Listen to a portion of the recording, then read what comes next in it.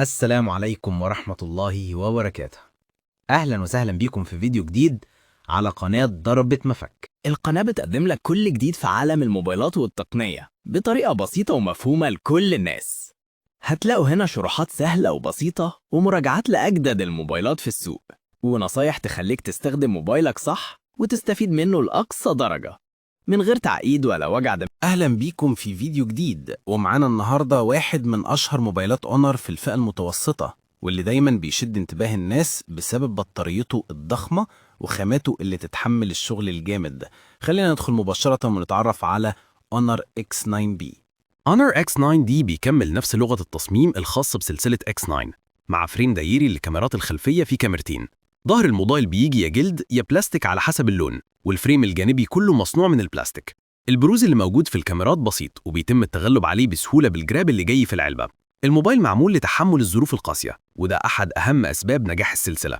الجهاز يتحمل السقوط من الارتفاع يوصل ل 2.5 متر حسب أرقام الشركة الرسمية، وكمان مقاوم للماء والغبار بمعيار IP69، وده بيدي مقاومة عالية جدا للمياه، سواء غمر كامل لحد 6 متر لمدة نص ساعة أو مياه بضغط عالي. الوزن 193 جرام والسمك 7.8 ملم، وده رقم ممتاز جدا بالنسبة لحجم البطارية الضخم. اونر استخدمت شاشة أموليد بحجم 6.79 بوصة بدقة أعلى من FHD Plus بحوالي 1200 بكسل وكثافة 427 بكسل لكل بوصة.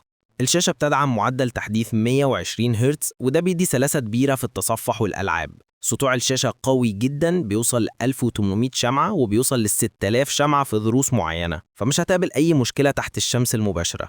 الشاشة فلات بدون انحناءات، وده خيار ناس كتيرة بقت تفضله. نسبة الاستحواذ 91% وحوافة قليلة ومتناسقة. الأداء والمعالج. الموبايل بيجي بمعالج سناب دراجون 6 جين 4، وده أحدث جيل من السلسلة دي بدقة تصنيع 4 نانومتر وتردد 2.3 جيجا هرتز. بيقدم أداء أحسن من الجيل اللي فات سواء في الاستخدام اليومي أو الألعاب المتوسطة. على منصة أنتوتو الإصدار العاشر، موبايل بيحقق حوالي 730 ألف نقطة، والنتيجة طبعا بتختلف حسب الحرارة والاستخدام وقت الاختبار.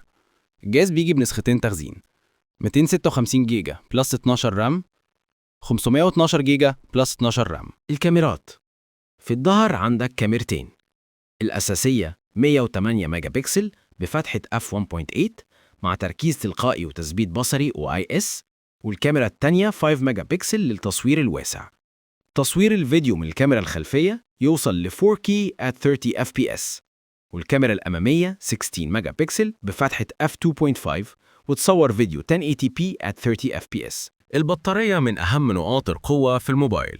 بيجي ببطارية 6000 ملي أمبير من نوع السيليكون كاربون، اللي بتقدم عمر أطول ومقاومة حرارة أعلى.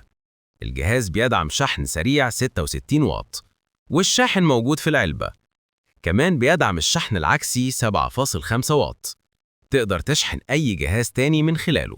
وبكده نكون خلصنا مراجعتنا لهاتف Honor X9D، من التصميم والخامات للشاشة والأداء والكاميرات والبطارية. الجهاز عملي قوي وبيديلك تجربة استخدام مستقرة طول اليوم. لو انت عايز موبايل متين شكله كويس وبطارية تكمل يومك، X9D اختيار ممتاز. كده نكون وصلنا لنهاية الفيديو. لو عجبك المحتوى ما تنساش تعمل لايك وتشترك في القناة وتكتب رأيك في الكومنتات. استنونا في فيديو جديد من قناتكم ضربة مفك.